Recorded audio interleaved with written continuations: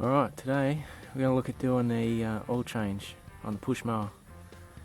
It's a Victa Vantage with a Briggs and Stratton motor, it's a 500 series.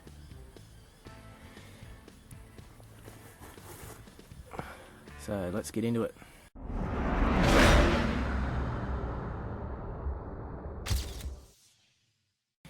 This is a pretty new push mower. It's only a couple of years old. It goes pretty good. We're going to do an oil change on it. You should try and do your oil change at least every 12 months. Other than that, it just turns into treacle and it doesn't lubricate anything. So there's no drain plug on these units.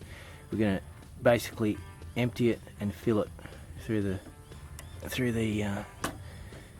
oil filler and check area. Alright, what we're going to need, you're going to need some oil.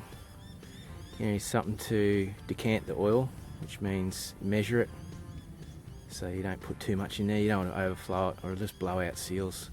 You need something to catch the oil and a couple of rags and gloves if you want them. Now the oil I'm using, you should use, specified oil for these things is straight 30 weight oil, but this is pretty good quality car oil out of the cars. I change my oil pretty regularly, so this has still got a lot of life left in it. It's only done about 5,000 k's this, so I'm going to use that one, 5W30. Right, to empty the oil, so we're just going to empty it out of here. So what we're going to do first is we'll take that out. Just going to tip the mower on its side and drop it into our pan. Alright, so let's see if I can do that. I'm holding this camera. Basically, we're just going to tip her over and drain it out. There it goes. Alright, so you get the idea. I might have to just move the pan a bit so the mower can tip over a bit more. We'll just want to get all that oil out.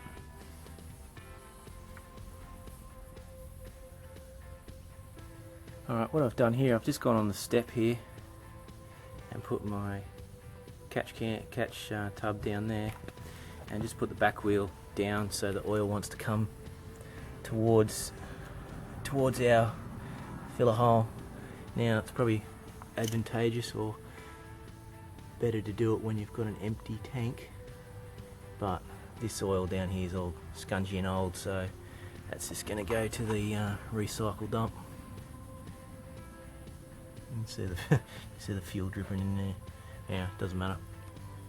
Alright, when you've finished draining the oil, there's only about 600ml in there, so there's not that much in there. Just tip him back over, wipe any oil off or anything like that, and we'll get ready to fill it up.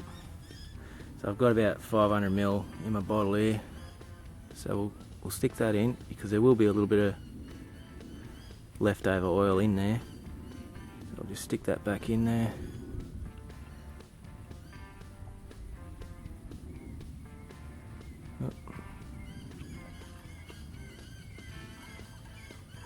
Yeah, you can't go too fast, but